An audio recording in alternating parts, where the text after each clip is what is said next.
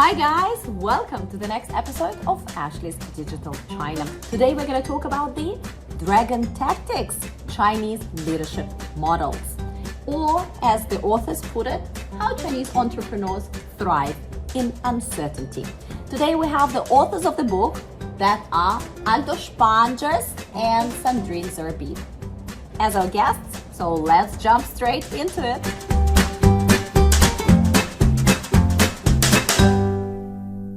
Today, I have fantastic guests with me, Aldo and Sandrine. We're going to discuss the Dragon Tactics. Yes, your guide on to doing business in China and succeeding in 2023.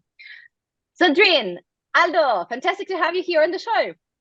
Let me first introduce you. Who are we speaking with today? Let's start with Sandrine. Sandrine Zerbib has close to 30 years of experience in the consumer business in China. Today, she's the president of Baozun Europe and Baozun Brand Management, which is one of the biggest TPs in China, by the way.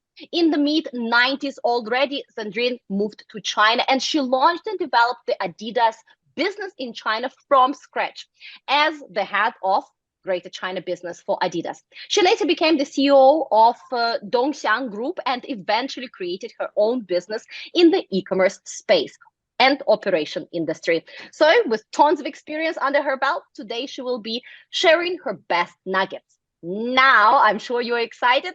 We will go to our second guest for today, Aldo Spaanjaars. I'm quite sure I'm butchering his last name, but please excuse me. The proper spelling is, of course, below in the description. So since 1992 already, Aldo has been involved in the business in China. His experiences range from creating award-winning advertising, managing sports and fashion retail chains, to even investment management. So currently he's managing his own advisory, which is called Dragon Strategies. Yes, very similar to the Dragon Tactics. And until the end of 2022, Aldo was executive vice president of outdoor at Anta Sports, which is China's #1 domestic sportswear company. In his 25 years career in China, Aldo worked at Fosun Fashion Group. He was the CEO of Lacoste Greater China and the COO of Adidas Greater China. Guys, it took me 2 minutes to just read a tiny portion of these guys' collective experience. So you know they are the true experts with the hands on the ground, with the work on the ground. And today we're extremely fortunate to be tapping into some of their expertise. Without any further ado, I'm bringing you Sandrine and Aldo. In your book, you talk about the need for understanding these so-called dragon tactics. In other words, understanding and acting in line with the tactics that either make or break a foreign and very often local business in China.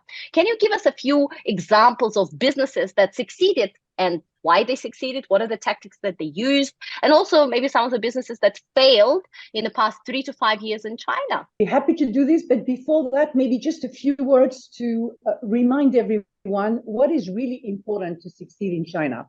And I would say that the key point is actually to do China for China. This is what in the book we call the Engine 2, following James Allen from Bain & Co. It's really what's at the heart. Yes, the way of doing China for China changes because the market changes and the consumers change, but really it starts with making sure that your offer in terms of product, pricing, storytelling is relevant to the Chinese consumers, and therefore making sure that you really look deeply at the changing consumer, and you keep looking because the Chinese consumer keeps changing. So it's not something you can do once and for all. And this is really at the heart of any success stories that we're going to give examples of. I think in addition to that, and Sandrine is already alluding to that, it's if you look at people that are successful and also at people that are not successful, you see very quickly the need for adaptation. China moves so quickly. Consumers are so faddish and fickle. And unless you have adaptation, and I mean not once in your business lifetime, but a consistent adaptation, if that is not hardwired in your business DNA, you will not succeed. So that's an absolute differentiator between success and non-success. And of course, over the last 10 years or so, the need for data has also significantly come up. success in China requires a constant consumer understanding. And with the amount of data that is these days possible to collect in China and to utilize it, obviously that will bring a real difference also between the people that succeed and that don't succeed. And that's probably a good moment to start talking about some success stories. Starbucks, obviously, is a very clear success story. And Starbucks, we write actually about this in the book, is a very interesting case. They went nowhere for years. They sideways. And then Howard Schultz, their CEO, realized that China is a different market. I need to do things differently. And until then, the entire Starbucks management team reported directly into people in the United States. In 2012, around that time, he basically freed up the local team, as Sandrine said, China for China. They had a completely empowered management team. They devised their own complete strategy. They changed product, and they completely put the business on a real China strategy. Another reason why Starbucks is so successful is exactly their data. Several years ago, at least 6-7 years ago, they started on a complete digital transformation, and that has seen them through the very difficult times during COVID. So companies that understand data are also the companies that stay successful. Yes, L'Oréal, for instance. L'Oréal, in a completely different industry, which shows that success is possible in a lot of categories. They have been extremely successful from the beginning, and they are one of the biggest, if not the biggest, in China in cosmetics.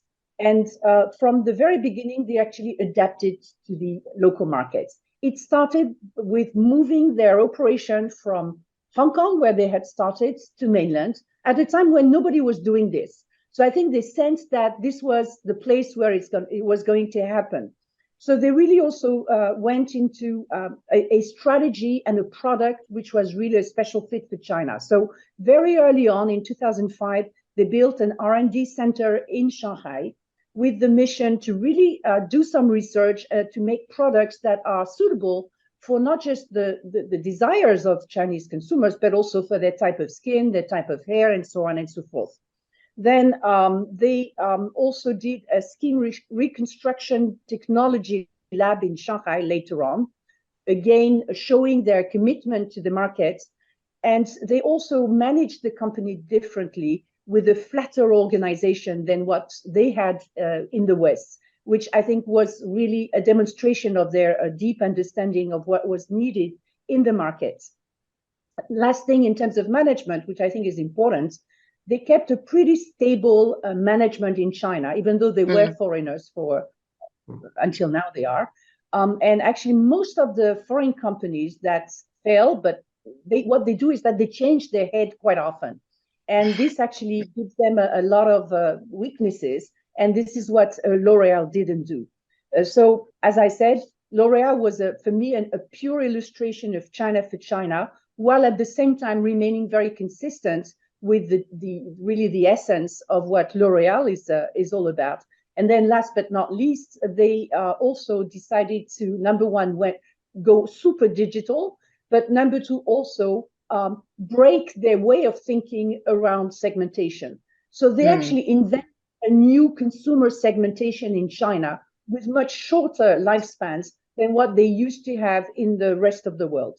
So this is, for me, a typical example of a company that decides to go for it and to really look at what's around them and adapt to the consumers and offer to the consumers something they need and want. Quick question on it. It's extremely interesting, yeah, what Starbucks have done and what L'Oreal have done. And just earlier today, I had a chat with the major fast fashion company that has been operating in China for many years.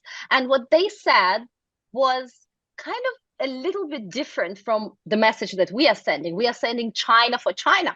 And this top executive has mentioned that in their business, which is again fast fashion, the collections and the product itself is decided elsewhere, so outside of China. There's no way to actually, let's say, create the products for China because there's a catalog. And what management does is they select certain collections from the catalog, right? And they cannot in other words, personalize the product much. What they can do differently is how do they market and sell this product. So in your experience collectively, do you think this is the right way to think about it? Being in denial and saying, you know what, but we are different. That's how we do things. Or does there exist, a different way of China for China? I think it's a very, very interesting question, because actually the other example I wanted to go into, they don't make so much special products. However, generally speaking, and I'm not going to give any names, although I think I can guess what you're talking about, there is a very well-known leading fast fashion global company that has actually lost in the last few years about 2/3 of their turnover. And this fast fashion company that I will not say the name of has actually exactly the kind of mechanism that you mentioned, which is basically having all the supply chain and the decision on products out of their center, which is also understandable. And as you can see, we don't very much believe in that model. I think in a market like China, you need to be as close as possible. And I think the company that you're referring to, they have a lot of Chinese based in their global design center. And I think it's a way of doing it. But with the market being so specific, I do think that this larger company can benefit from having a lot more local design direction and a lot more local input. It's interesting when you speak to people in the company, they actually would agree with that. Not only that, but if you look at who is competing with them, their number one competitor is a local company that is actually using a very similar model. I'm talking about Urban Revival, and does it, obviously, China for China. It's a local company, and is eating up a lot of their market share. So I think it's really something we need to question, even when it's complex in terms of supply chain. However, I do agree that it can be expressed and done in different ways. And this is why I wanted to talk about Lululemon. I think Lululemon has incredible success in China at the moment. It's a very recent success, so you can't say it belongs to the past. It's because they were here very early on. No, it's incredible success now. And actually, they do use a lot of products. But what they do and what they did, I think their history is also very interesting, is that they came very slowly and relatively late, by the way, but very slowly, in the sense that at the beginning, they did not even expect to sell product. They wanted to enhance brand awareness with events, with building a community.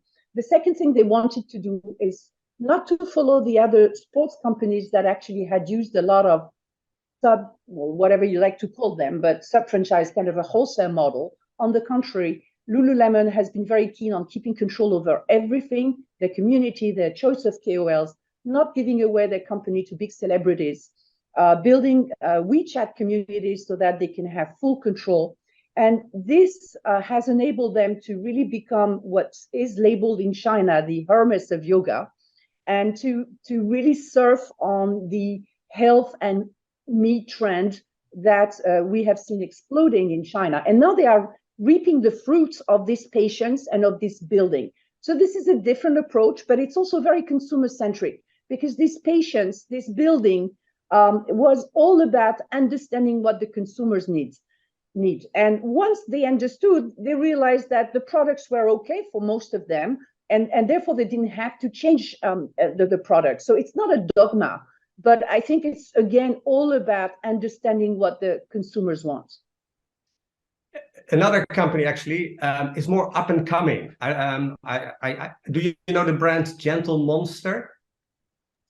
Absolutely. In essence, they sell sunglasses.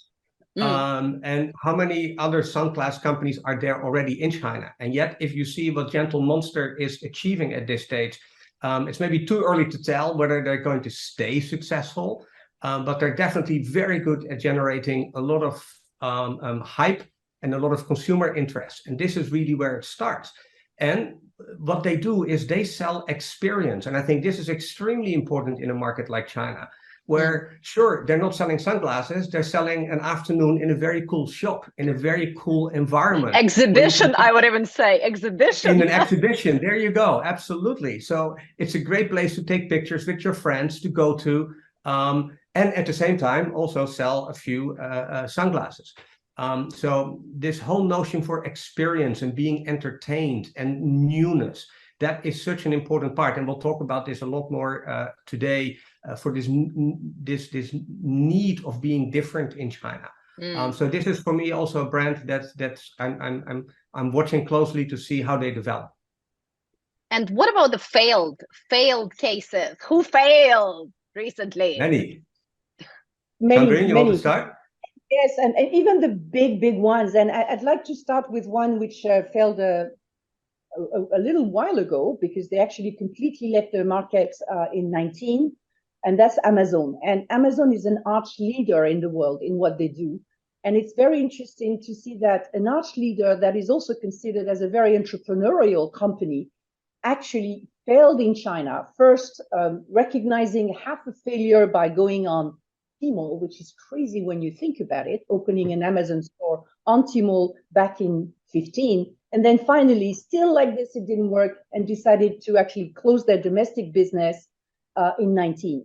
And this is all about not adapting. It's all about thinking that you are so great that your model can be imposed on China, and basically not adapting in terms of user interface, and keeping a user interface that was very clean and following the Western aesthetics, when actually the rest of all marketplaces in China had pop-ups all over the screens and a lot of happening on the screens. It was about being super reluctant to certain method of payment at the beginning, such as cash on delivery, when actually that was the only way at the beginning of getting things purchased and paid.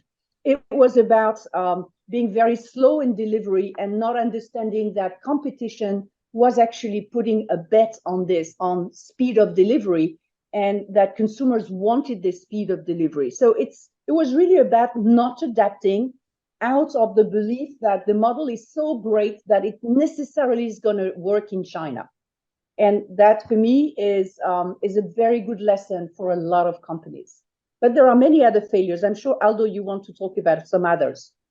I definitely want to talk about Carrefour. Actually, in our book, we write a lot about Carrefour, because Carrefour actually triggered us to ultimately write a book. We thought about writing a book for years, and then when Carrefour basically announced that they were going to sell themselves, we said like, whoa, what's going on? So Carrefour is a really interesting story in that respect. They were very successful. They were early. I used to buy everything in Carrefour, apart from Metro. When you went for international stuff, it was like Carrefour, the go-to place.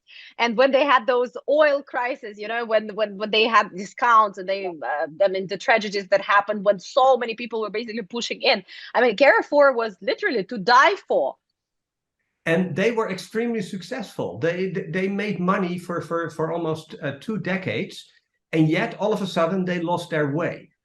They were very entrepreneurial. They did all the right things. A lot of the stores, different stores, could do their own thing. So when it comes to China for China, they were absolutely getting it. And yet in 2019, they realized, or even earlier, their business model was not working anymore. Why?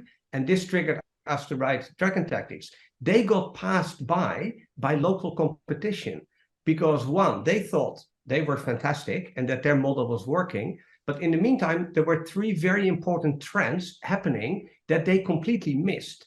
One is a younger audience didn't really like going to hypermarkets. They were more interested in smaller formats that were a little bit more upmarket. They also completely missed the digital revolution. Sure, they knew Yihaodian was starting, but they basically ignored them for a long time. And they failed to look at local competitors like Yonghui. So basically things that from a pure business point of view, these 3 things happening in one market at the same time, that's rather unique to China. And if you fail to also even see one trend, it's already challenging. But if you miss all 3, now, and how is it possible that things can move so quickly? That is what we describe in Dragon Tactics. And this is what we explain throughout the book. So for me, Carrefour is the classic fail scenario in China, but we have a few more recent ones as well. Yeah, I think recent ones are even more important, right? Because, or if somebody failed in, as we said, 19 or 15, then people can say, oh, we're just discounting it because they didn't get China back then. But today's China is different, and everybody already kind of knows inside and outside the country. They know that China is different. You need to approach it differently. So what has happened recently? Yeah, that's a very good point, because you would believe that people learn from others' mistakes, but they don't actually. And actually, let me start with one quite recent, which is the failure of Everlane. Everlane was actually really expected in this market. I remember we were all very happy that they come to the market. To be honest, my company pitched them as well. That's why I'm quite familiar with them. So Everlane is, as you know, is an American brand, which is also a global brand to some extent, that really has at the heart of their DNA is actually sustainability and overall transparency and trackability. So they arrived on the Chinese market, and don't take it wrong, Chinese consumers do care about sustainability, unless what people think they do care about sustainability. But their approach to this Chinese market was at least flawed in two aspects. And these two aspects prove what? Prove a lack of understanding of the Chinese consumers. The first one is that even though you have sustainability at the heart of your brand, you still need, in China at least, to have newness and fun and interesting products and seasonal products. This is expected, and actually people were disappointed with the product, and they could not just be happy with the sustainability message. That was not enough. And it's totally possible to do both, but Everlane actually was stuck in their American thinking, and they did not adjust. The other one, which I think is also very interesting, is that they follow this sustainability message in the same way as they do in the US. And they did not understand that Chinese consumers and Chinese people in general are less ideological about it and more pragmatic. To some extent, you need to tell them or to give them a sustainability message that is actually relevant to what's around them. So if around them it's a water problem, it has to be about water. If around them it's an air pollution problem, it has to be air pollution. It cannot be just a big idea. And I think this is something they missed. And basically these two flaws that I just mentioned is a typical example of coming with a concept that can work, that can be interesting, but executing the concept wrong because of a lack of consumer understanding. I think I want to build on that with one last example, and that is Innisfree and Etude House. Sandrine is alluding already to the fact that sometimes you have to really compromise your global positioning or your global thinking. And I think Innisfree and Etude House are good examples here, because they got caught up in a sort of a geopolitical tussle between Korea and China. And yet they were pitching themselves on Korean trend. So what do? You either leave, which is what they did, or in our opinion, you would find other ways to make your product relevant, go less on the Korean heritage. For example, what a KFC has done. KFC is by people really seen as a Chinese company today, rather than an American company. So they have really very cleverly moved away from their original heritage. And I think Innisfree, that again, let's be clear, was extremely successful in the beginning. They were opening stops everywhere because they could not bring enough product into the country quickly enough. So compromising on your global positioning, on your global strategies, sometimes is necessary to be successful in China. But I think the market is large enough for that compromise to ultimately pay off. These are fantastic examples. Our examples. I think these are fantastic examples. I think the message is very, very clear. China for China. Yeah, as we mentioned, data is important, and ultimately moving with confidence in the right direction. Now, let's jump into those dragon tactics, because there's a few of them, and we want to at least generally cover most of those tactics for the benefit of the audience. So in the book, you're featuring 5 dragon tactics. Let's start with the first one, and you call it the wolf culture. It's all about the survival skills and influence of culture and the behavior, right? Can you walk us through the main takeaways of these tactics? And I think it is Aldo who is going to be walking us through, and Sandrine will add on. I will talk about wolf culture in a minute, but let me first explain the 5 tactics. I think it makes sense to position that from the beginning. So, as you say, actually, the book indeed has 5 different tactics.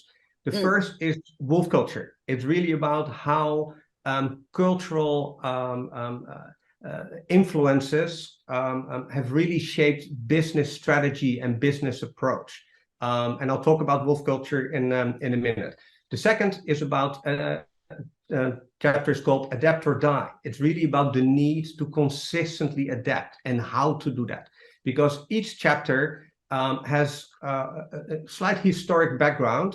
Then we describe the tactic, and then we describe examples and what you can do about it. So we make it very actionable and very easy to understand.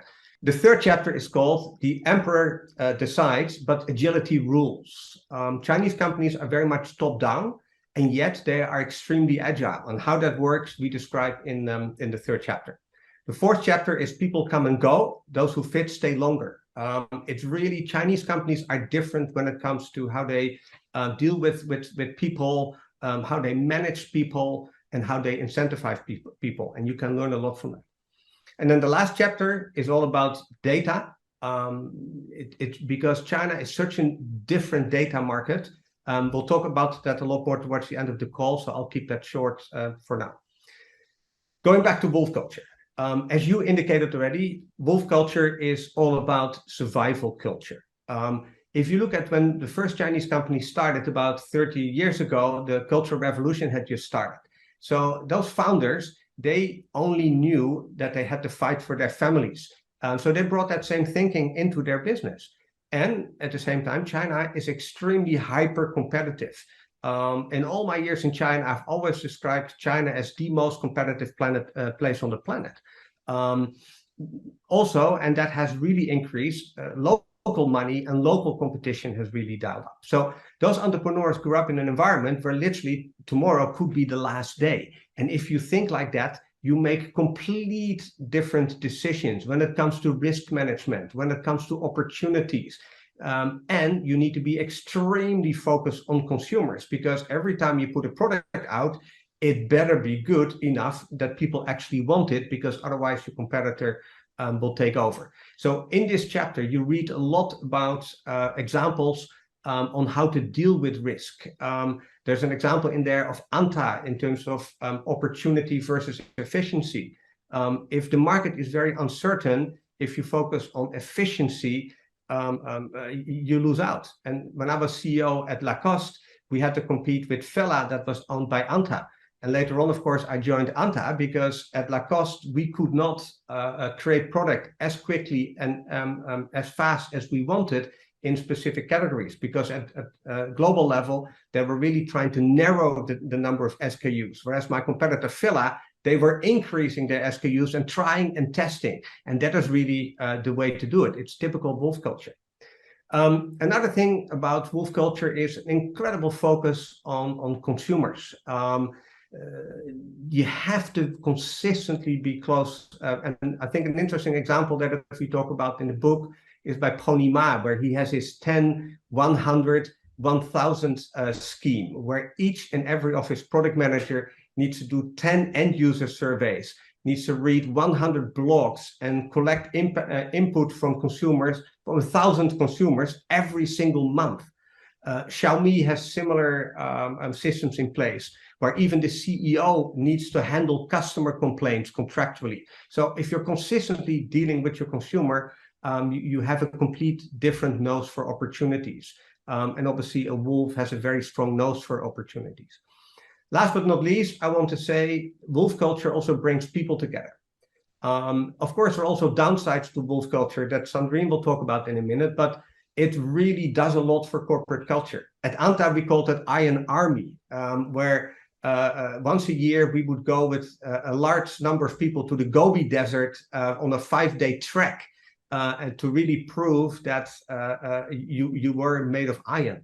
But this whole focus on needing to succeed, this whole focus on looking for opportunities, I think is tremendously different than we are used to in the West. And if, as a foreign company, you come to China, you need to compete with these cultures. And if you don't have very similar cultures, it will be very difficult to stay relevant, because this also drives this consistent need for change.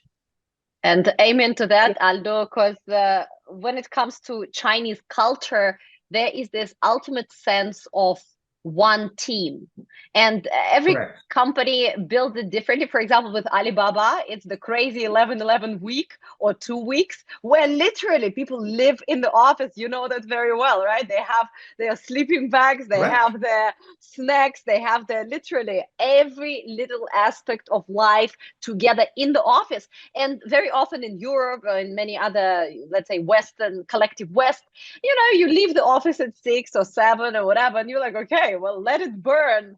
The sense of collectivity. Exactly. But we are in this together. And if today for Baba, right, 11 is the most important day, then I'm going to live in the office for 2 weeks, no problem, because we're in this together. And that is why, as you mentioned, going on these, you know, trips, as you said, the desert trips, or very often, even in the production and manufacturing side, people just go on those trips, like cruise down the, I do not know, Zhejiang River or something like that. They go on these trips together to also build a certain sense of belonging and this one team.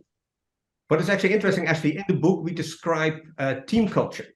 And if in a Western team, if you compete inside the team, you're not being seen as a team player.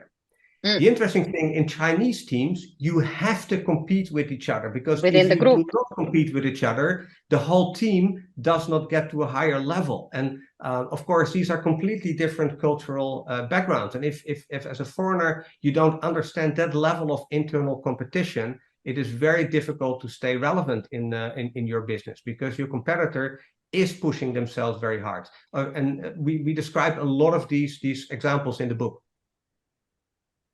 That's fabulous. And Sandrine wanted to talk about the negative aspects of the wolf culture, I believe. Yeah, I mean, what I mean here is that out of all the dragon tactics, it's one of the most difficult to defend, I would say, and to apply, especially for Westerners. But as Aldo said, you need to extract from the wolf culture what can still work. But it is true that today, even in China, a lot of people are actually saying that wolf culture should change and doesn't work anymore, primarily for 2 reasons. Number one, because it's such an aggressive culture that sometimes this can really bring some unwanted behavior, which are really borderline in terms of work ethics and business ethics. But number two, and probably even more important, is that today, with the new generation, we have a very different attitude. We have people who are slightly more individualistic, not as much as in the West, but still more, and also who want a better work-life balance. So basically, they've never gone through what their parents have gone, and they don't think it's necessary for them to fight so much. So they want to have a better life, including in terms of work-life balance. And the sort of like infamous 996 is not something they welcome anymore. So there are indeed aspects of the wolf culture which are no longer accepted. So we need to read the wolf culture through some more permanent characteristics that can really still make a big difference in your business, which is fighting together, which is having a very strong flair for opportunity, and these kind of things. And this is beautiful that you're mentioning it, because indeed, toxicity of operating and working within the Chinese team, I think it's difficult to explain it unless you've actually lived it and either worked in a Chinese company, and I'm talking about the proper Chinese company, or worked as a close partner with a Chinese company, or somehow else really experienced it on yourself. So it can be, of course, a sword with kind of a two-sided sword. And what you've mentioned about the younger generation, right? How everybody is kind of shifting a little bit to more work-life balance and figuring out what's important for them. I think especially since 2022, which was a very difficult, psychologically wise, very difficult year for a lot of people, not only Shanghai, that was on lockdowns, but across the whole country. And people want to live and be happy right now. They want to travel right now. They want whatever they want right now. They don't want it in a month. They don't want to postpone it. It's about right now. And secondly, this idea, and we're going to talk about HR a little bit later because we have the whole section. One of the Dragon Tactics is related to that. But that idea that 3 years ago would sound crazy, of a young person working in, I don't know, Shanghai or Hangzhou or Guangdong saying that, you know what, I'm quitting my job, I'm moving to the mountains in Sichuan and I'm going to raise goats. That would be a crazy idea. But today, in 2023, this is actually a life plan. I mean, some young people really do that and it doesn't sound outrageous. So a lot of changes are in play right now today. And of course, it's not just today. Actually, I had in 2012 or 2013, I had a head of retail resigning on me, and he did exactly that. He moved to Dali. I went to visit him a few years later, and he was completely happy. So he went from head of retail to being a goat herder in Dali. So you see, those stories started early on, and they are only amplified right now after the whole pandemic and COVID. Yeah, there is clearly a shift of values. Yeah. Yeah, absolutely. And let's move on to our second tactic, which is adapt or die, right? So this is the tactic that most of Chinese new consumption brands, they swear by it, they live by it.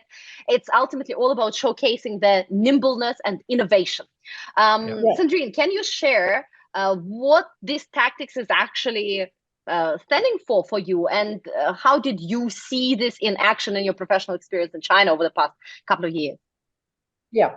So first thing, they don't just talk about it. It's really deeply rooted in Chinese culture, and not just in business culture. It's really across all traditions of Taoism, Confucianism, Buddhism. The fact that you have to expect permanent change, that the only thing that doesn't change is change. So this is really, really deep, and it has really influenced the way they do business. And as a result, or as a cause, I'm not quite sure, there is this sense of deep observation. So what actually a genius is in China is not someone who thinks well or has absolutely great ideas. It's someone who observes better than others, and therefore is better positioned to capture opportunities. And I think this is a fundamental difference and with our culture. And I think there is a lot for us to learn, not only to do business in China, but to do business worldwide. Because with consumers having more and more power today all over the world, I think it's really important to go into this observation mode. I think previously, Aldo mentioned these rules at Tencent or Xiaomi. In Xiaomi, it's even in your contract that you need to read a certain number of blogs and so on and so forth. So that is really interesting. But now let's see, how does it translate on a daily basis in the company? I think I'd like to give you very, very concrete examples of what it means to adapt. Number one, it means that the leader, I would say, and as we said, it's pretty top down, has a vision and really talks about his vision, but very seldom would talk about a strategic plan in the next 3 to 5 years. What matters is the long-term vision. And within this long-term vision, you can take any path to reach it. It doesn't really matter. So the vision and the tactics are important. The strategy is actually not that important. So that's one thing which actually differentiates quite a bit already. I think also practically, how do they do this? Most of the companies, including the one I work for today, Baozun, they go through a replanning process.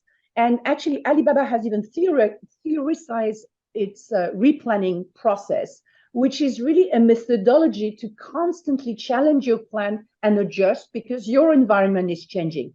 I think on this particular point, the COVID has actually started to influence Western companies, even outside of China, to start, going into this constant replanning process, because there is no more possibility of saying, okay, my objective for this year is X, and I wait for the end of the year to see if there is any change. So, but this is very deeply ingrained in Chinese business habits. I think another one I'd like to mention, which is also a very practical thing that I experience, if not daily, at least weekly, is the way Chinese companies would use brainstorming. We would use brainstorming in the West as a way of bringing out our creativity. So typically we would use brainstorming session to invent a new product, to invent a new advertising campaign or a new storytelling. It's very different in China. Brainstorming are not really prepared long time in advance. They are happening every moment. So basically you're going to receive a WeChat message that in 2 hours, whatever you're doing, by the way, in 2 hours, the big boss is calling for a brainstorming because he heard or he knows that there is an issue on the field and he wants to have a brainstorming with himself, his immediate people, but also people from the field to really hear what is exactly happening and based on this, find a practical solution. And this is really very fluid and very interesting. What goes along with this is two different things, which are also very important. Number one is that internal communication is very fluid. You can call it messy, by the way. It's not just formal emails. You've got messages and different groups in so many different, like you have WeChat Work, you have TikTok. So it's sort of flying all over. And according to the topic, you create a group or you create a group with a slightly different shape and people circulate information constantly. So you could say there are pros and cons because it's true that it takes away some of your concentration, but it makes this very fluid. And actually the big boss, you know, is also part of this very fluid communication. And here comes the second thing, which comes along with this brainstorming that I was talking about, is the fact that in Chinese companies that I have experienced, and as I said, I'm working today with a Chinese company, and I worked before with another one, the chain of command is broken, is purposefully broken. So the big boss would not actually respect the chain of command. And he would not only talk to his immediate reports, who would then potentially talk to the lower level and so on and so forth. He would jump all the way to wherever he wants in the pyramids. And basically the pyramid is on paper, but it's not a reality. So it can be very annoying. And I do experience how annoying it is at times. But at the same time, it gives the big boss a sense of what's happening on the field, which I have seldom seen in any Western companies. So I think this is another way of playing this flexibility and this way of adapting. Obviously, another one is constantly testing and experimenting, which is really at the core of what they do. And testing and experimenting is done before it's final. So basically, you launch a product before it's completely buttoned up, and you see how consumers react to it. This is typically what Xiaomi does, for instance. You collect tons of information, and actually you improve your product as it is already on the market based on consumers' reaction. I think this is really a deep way, and it's not true only for technology companies. It's even in apparel, this is the way they would be doing things. And this is also what they call innovation. Innovation is not necessarily grand innovation. Innovation is just to bring you. It can be a business model. It can be a small feature in your stores. It can be a new product. It can be anything, but constantly bring something new and see how consumers react to these new aspects. Let me mention maybe two more things, which are the ways this flexibility, this adaptability is at play in Chinese companies. One is really the fact that learning skills are incredibly valued. And it's not just an HR thing that has its training budget and has to, okay, what's my training plan this year? It's really very short time cycles that provide fast opportunities to learn and even to embrace failure if it's the case, and get back up and go into something else. So really organizations that I have seen are very open to learning from their surroundings in a permanent way and in a very flexible manner. And last but not least, but I think we will talk more about it, is the creation and the use of ecosystems. As far as I know, there's no country like China where ecosystems are so important. Basically, all the big companies from Alibaba to Xiaomi to Tencent to Fosun and so on and so forth, they have created around them a sort of like a series of enterprises that they work in different forms of partnership with, and gives them the flexibility, the resource flexibility that they wouldn't have if they had wanted to do everything in-house. So these are some examples which I think are quite concrete of how this adaptability is at play in Chinese companies. And I think there is a lot of learning for us Westerners in this area. And I'd like to add, I'd like to add one thing, and that is, in the West, we always being told we need to focus. In China, there are so many different areas where you can get information from. They almost do the opposite. And I think in our book, we talk a lot about dealing with chaos. If you're constantly focusing and something unexpected happens, then it is chaos. But if you're open, and this is fundamentally different in Chinese companies and even in Chinese culture, if you're constantly open that things can change and you have all your antenna on, then if something unexpected happens, one, the chance that it is unexpected is already less. And even if it were to happen, you are expecting something to happen. And they have processes in place. And that can be as simple as what Sandrine mentioned, the Alibaba replanning process. But also people are, through those communication methods, are able to bring new ideas to the top. If you bring enough people that believe in your idea, you can convince people, and you can move very quickly by bringing new ideas, new products, new trends in play. So instead of constantly focusing and shutting out as much information as you can, build processes that enable you, especially in a digital world. And of course, if everything goes via newspapers, it's more difficult. But in today's digital world, you're constantly able to see new trends and to learn new trends. So create processes that enable you to deal with what we call chaos, but is actually nothing more with a large amount of information. And by focusing, you shut yourself off from many trends that are critical, as Carrefour is a good example. And it is so empowering as well when you are able to deal with that chaos, when the chain of command is broken. A lot of people, I mean, from the West, when they hear it, they go, oh my God, I would have had a heart attack on day 3. The reality is, it is empowering because you know that you have an opportunity to shift this big machine as long as it is looking in the right direction. Right. And this is where the power of the vision comes in. We keep talking about Xiaomi. We keep talking about Alibaba. Alibaba has a 100-year vision. They don't care whether they're going to be 2 years earlier or later to launch a new thing, or Huawei, right? They don't care. They're an infrastructure company. They don't really care that they abandon some locations, because their big picture is, first of all, very transcendent. It goes generations and generations ahead of time, and they know that they're going to get there eventually. Or places like Xiaomi, where there's no strategy, as we said, there's no such thing as yearly strategy, 5-year plan.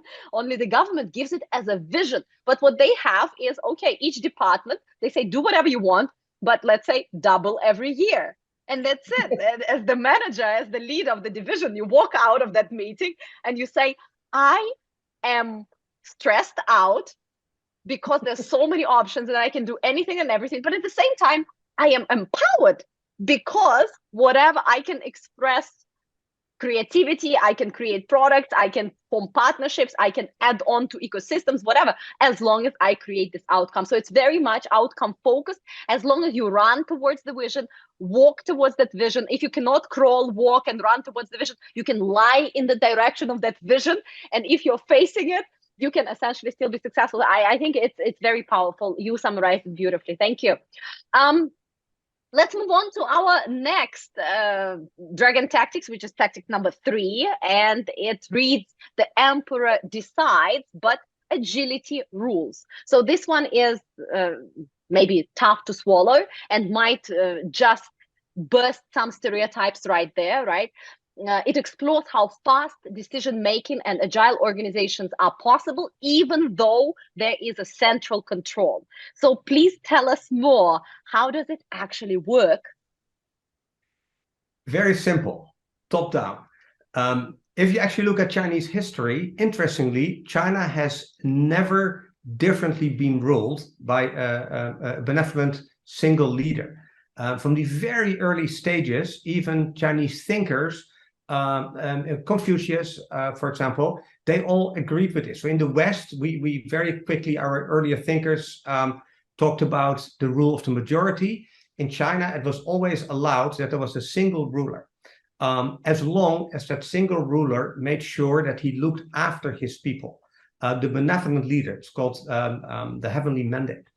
So obviously, when companies started, it was completely accepted that there was the guy on the top, the boss, the founder, making all the decisions. But I think they very quickly discovered if all the decisions need to go through him, which in the end, they need to go through him, it slows things down. So what they have managed to do, and this is very interesting, although the founder, the owner, the leader makes the core decisions, they are extremely agile underneath. And it goes as simple from having as many direct reports as you want. And this is very interesting. In our Western companies, we always talked about control of a span of control. Chinese, as Sandrine already said, sometimes it's not even an official reporting line. They go directly to people anyways. So they try to keep the organization extremely flat. Xiaomi, when they had 15,000 people, they had 3 layers. You had Lei Jun, you had some of the other founders, and everybody else.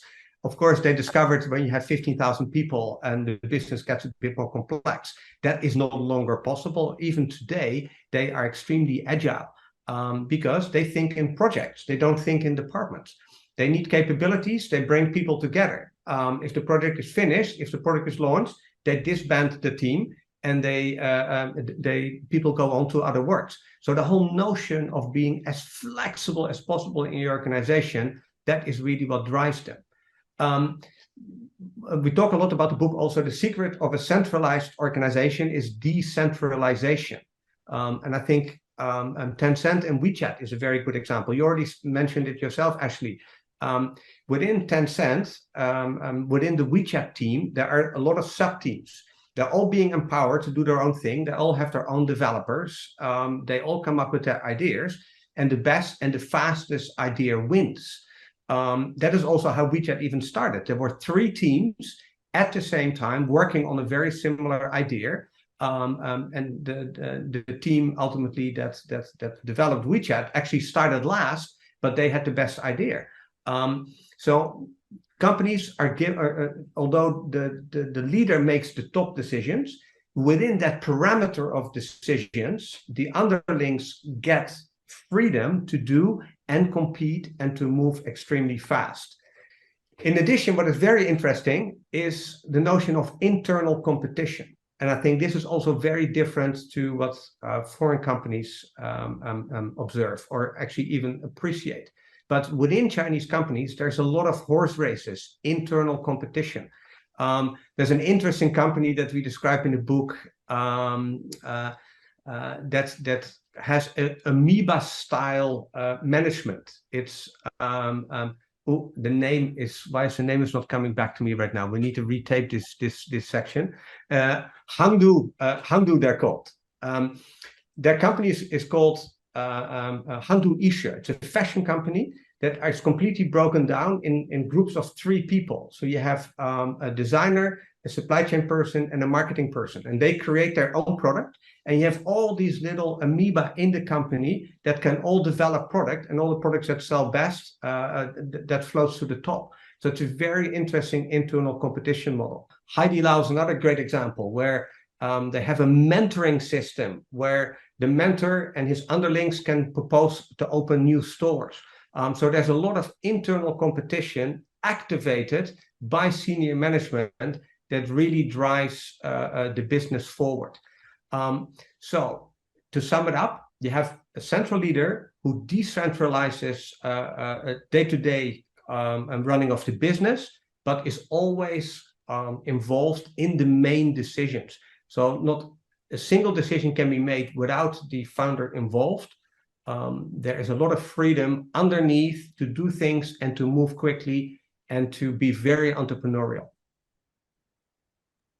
And I love what you're saying. Actually, there is right now a very popular direction for so many leadership professionals globally. You remember how back in the day, the Ford leadership model was popular, and then Toyota leadership model was popular. Right now, the hottest thing out there is the higher model, which is called 人单合一.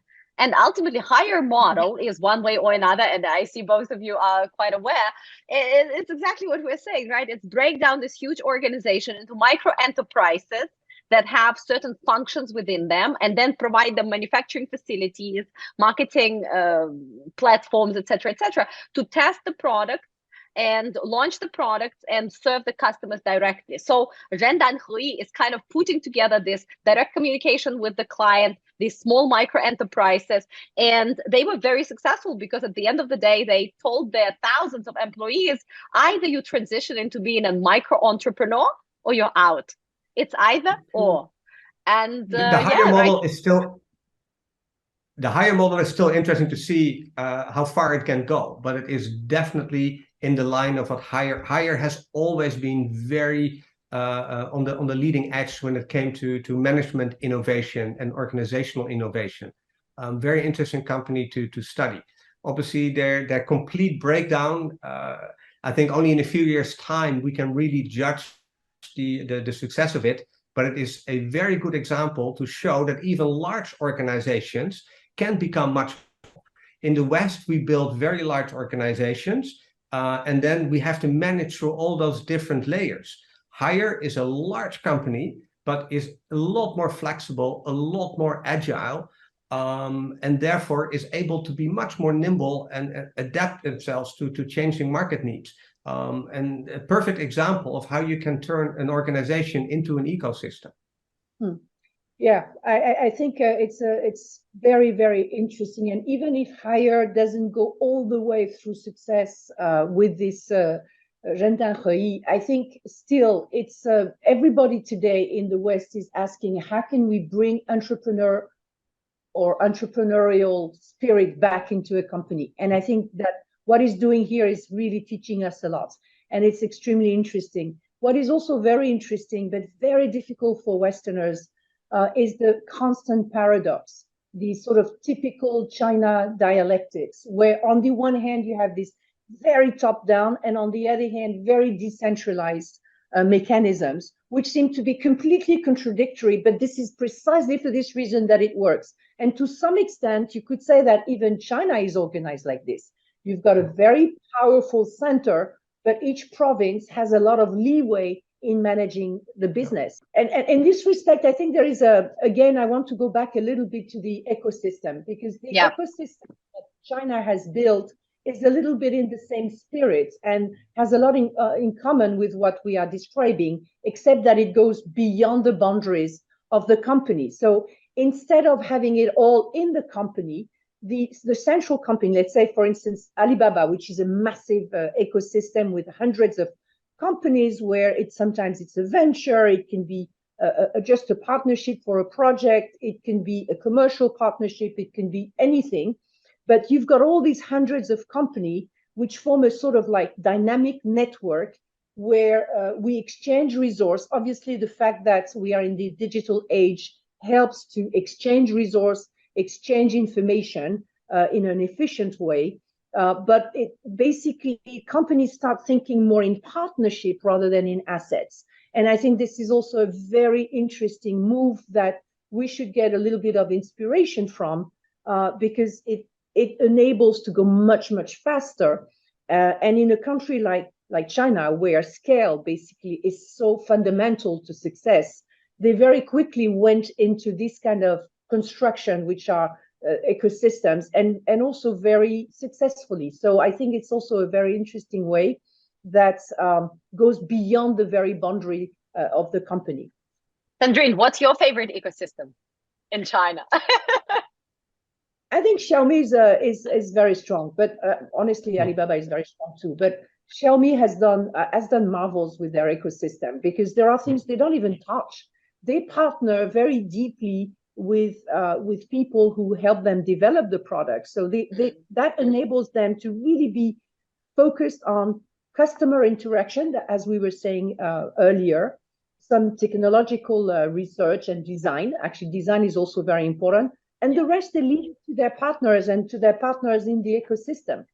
That enables them, and sorry for the word, Aldo, but to focus on what they are best at and basically partner for everything else. Aldo, what's your favorite ecosystem?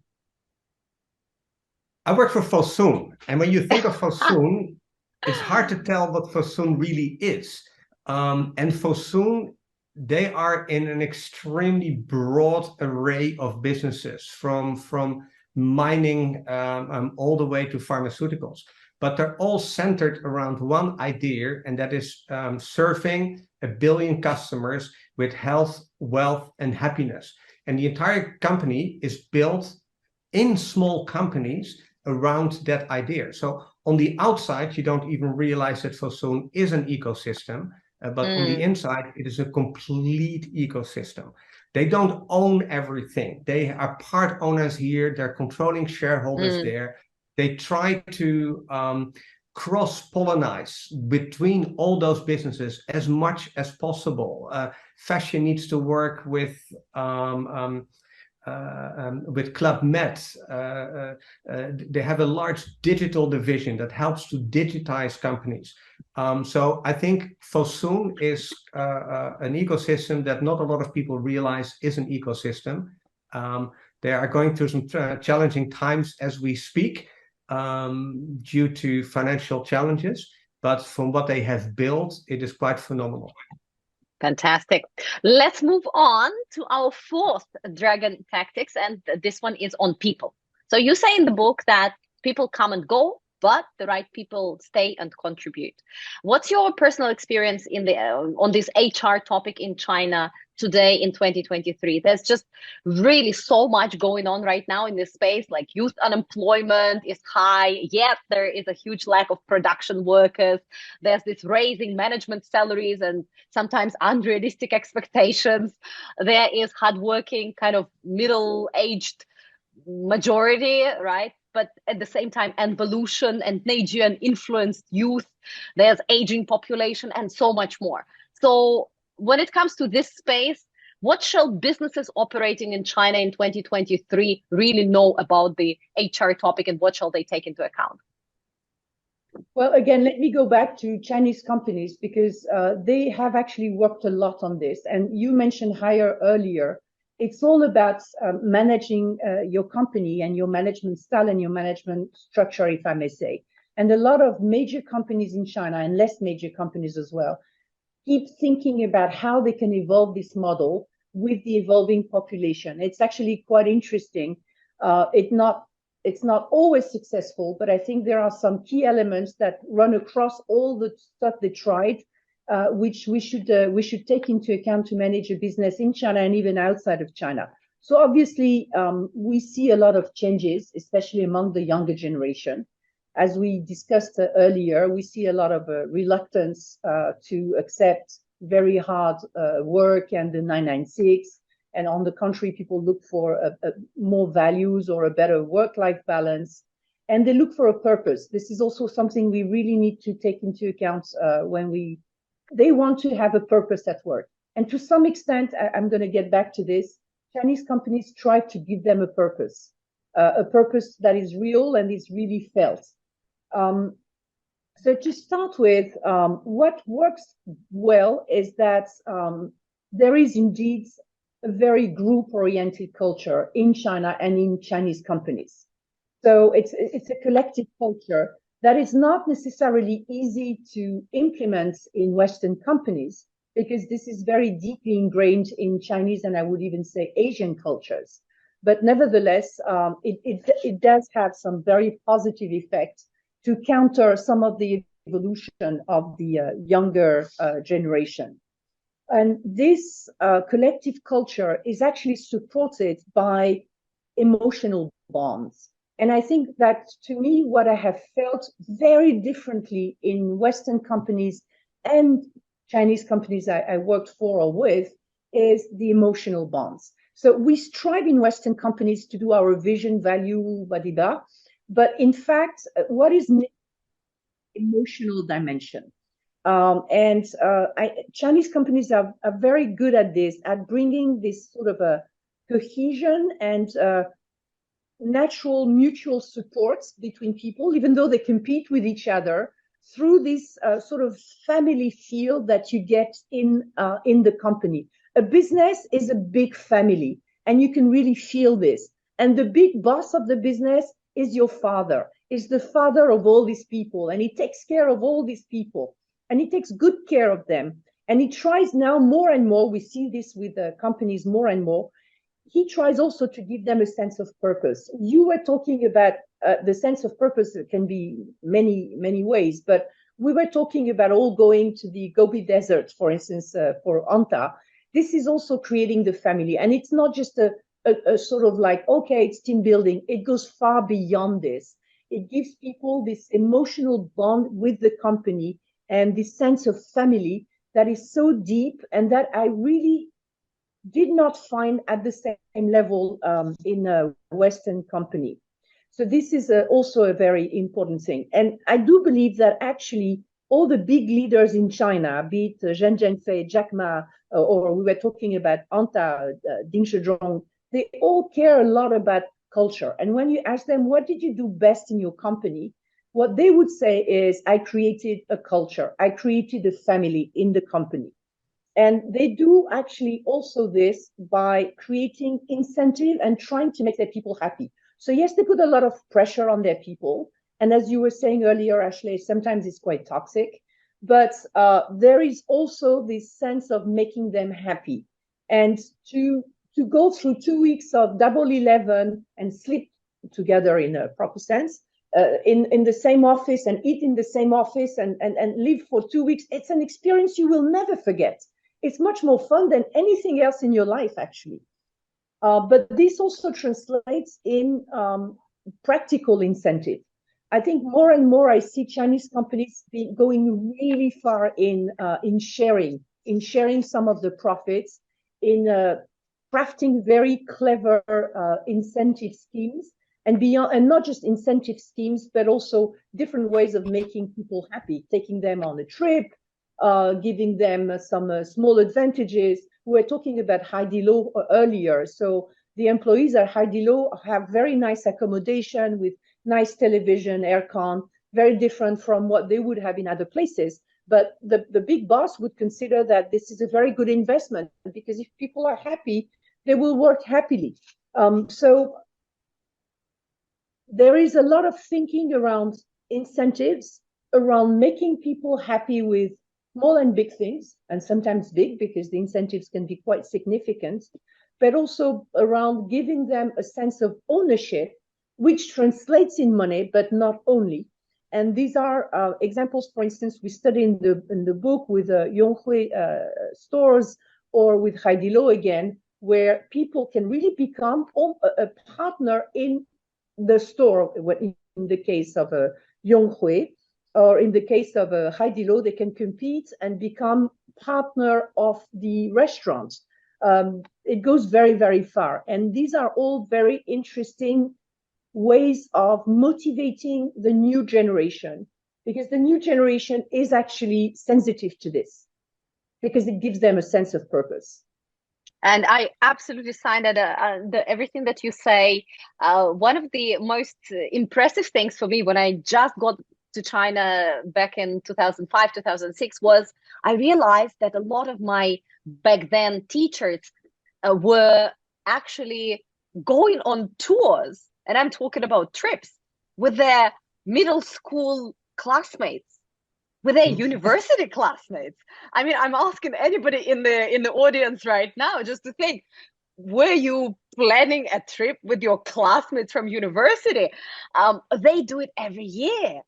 They do it for major holidays, for major weeks, and this continuity in not just, oh, I have a nice friend from college and we go on holiday together. I'm not talking about that. I'm talking about organized tours of graduation year XYZ from XYZ university, going on tours together, and people partake year from year and develop those partnerships, those relationships and stuff. And at work, it's even deeper, right? It is expected, and you as a boss, you are not skipping those things. You are right there on that on that camel in the Gobi Desert or on the boat. Yeah. No camel. I mean, no camel, no walking.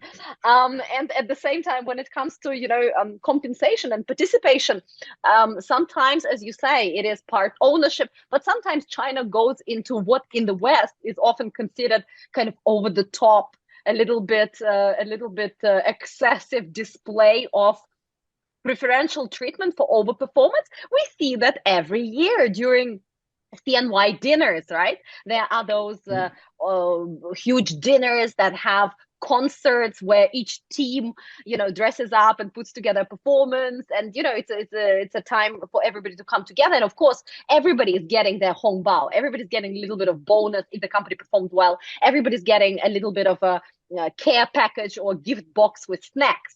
But what we see, especially in very successful Chinese enterprises, is that there are literally millions of RMB in cash stacked on stage, right? And this is for somebody sitting in the US. They go like, what? What's going on? It's not a movie or music video from the 90s of a black rapper displaying his wealth. But that's what it is. There is a founder of the company, be it a mining enterprise, construction, e-commerce, doesn't matter. And they literally say, okay, we have like these top managers. He gives them, okay, the bonus this year is like 3 million. And he counts that cash, puts it. Sometimes these guys can barely hold the tray with cash and they're happily smiling, taking pictures. That is huge. And it is working. And the people in the audience that are sitting there, right, watching that happen, they say, you know what? And I can be there next year. If I compete, if I work hard enough, that's where I want to be. Yeah? Absolutely. Yeah. There's so much this cash, the cash is very much what you see on the outside. But I think if you really study the models that they have, for example, in Yonghui supermarkets, the lady behind the cheese counter is actually an entrepreneur. She is given freedom to run that cheese counter the way she wants. She has certain rights about hiring and firing people. So although it's a large supermarket chain, there is actually under the hood a lot of entrepreneurism where this lady is very much involved. Haidilao, as we talked about, very similar. They have a system of mentorship where the mentor and the mentee, they have a business relationship with each other.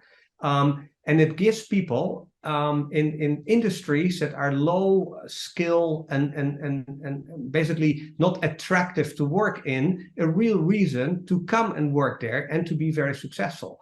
And actually in the book, we talk about that some of these models could be very interesting for companies around the world to look at. I'm now back in Europe, and all you hear is about shortages. There are no delivery people. There are no people in the supermarket. And yet we have the same historic models where people just simply get their monthly salary. In China, they started building those models because it was also difficult to convince people to take those lower appreciated jobs. And they have turned them into models where people are very happy to join. So I think it will be very interesting to see what businesses in the West can learn from these Chinese models, because I believe there is a lot that can be copied from this and can really help with some of the problems that Europe and the US currently are experiencing. I agree.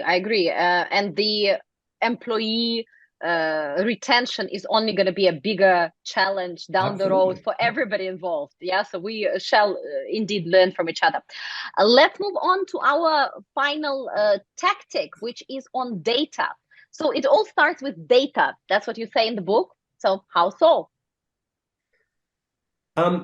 In the 4 chapters that we have discussed so far, we have really looked at history. We've looked at where does this tactic come from? What is the historic or cultural context? In the 5th chapter, we actually look at the future. If you look at what has happened digitally with China over the last 10, 15 years, it is phenomenal. To begin with, it is all driven top down.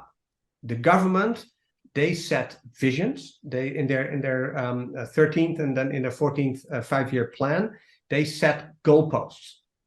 And then they encourage businesses to invest. And as a result, China has basically within 10, 15 years become one of the most digital countries on the planet. Leaders in 5G, increasingly leaders in artificial intelligence. And obviously, all these digital capabilities will find their way into business. And what we're noticing and witnessing are the creation of new business models within China. If you look at AI, for example, some of the leading companies today are in China. Why? Because they have extremely large data sets. They have very diverse data sets. In Europe, you have all these different countries, all these different languages. In China, you have one large pool of data. You have large ecosystems around Alibaba, around Tencent, around Baidu, that have massive pools of data. And this can be used to train all kinds of different models. So what we are seeing and what we are expecting is that we will see a lot of business model innovation in China. And I think as Western companies, you need to be in sync with that, because if you are an early adopter, like a KFC or like a Starbucks, then you can really transform your model and really reap the benefits. Starbucks started experimenting with data many years ago, and then when COVID hit, they could actually export some of these models globally. All of a sudden, stores were closed, but they had the digital infrastructure to really deal with deliveries and with online orders. So that's an interesting example. But if you also look, for example, we talked about Zara earlier in the call. There's a company called Shein. Shein is a very interesting company. If you're a 14-year-old or a 15-year-old anywhere in the world, you probably have heard of this company. They launch up to 1,000 products a day, extremely fast business model. From a sustainability point of view, there is a lot to debate about this company, but from what they are achieving with digital capabilities, it's phenomenal. How many fashion brands do you know that actually are able to deliver to 14-year-old girls globally? Even the large company we talked about earlier, they're challenging. They're challenged with this. But Shein, with their algorithms and with the way they look at data, are able to scrape trends from the internet and really turn that into products that consumers really like, however diverse they may be. And I think that's an interesting model to see what is possible. And in this chapter, we talk about you have to invest in data capabilities. Pingdot was another interesting company. They started experimenting with gaming to learn more about consumers. That enabled them to group people together, and that enabled them to push products toward these consumers based on preferences that they can glean from the data. In the book, we write about Perfect Diary that created the phenomenon called private traffic. They started creating groups where they brought people together with very similar ideas and wishes and needs, and they brought them together in WeChat groups. The model is proving somewhat costly, but the more this can be further automated, the more is possible. So we're seeing tremendous new business models and business ideas coming out. And even fast forward, you can see a company like Huawei, for example. They could easily get into the medical business because as we're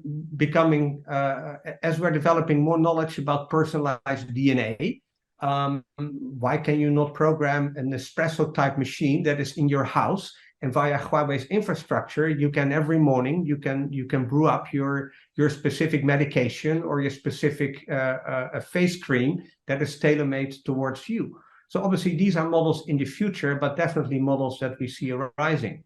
An ANTA can easily get into physiotherapy. If they have a very strong membership model, everybody is linked digitally, you get an injury. Why can you not, as part of your membership program for your top tier, you can give free online physiotherapy advice. So we're going to see a complete new development of business models, all driven through digital capabilities that are possible in China today. So we urge companies to learn from what is happening in China, because Chinese entrepreneurs are jumping on this consistently, because this data gives a fantastic additional layer to being consumer focused. We have talked a lot about observation earlier, and about the need for being extremely consumer focused because the market moves so quickly.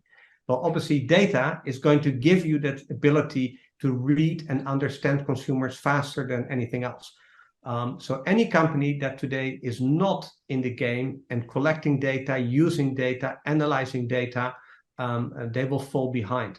And China can be, for a lot of Western companies, a great learning ground to develop and test, and then export ideas if and when they have more matured.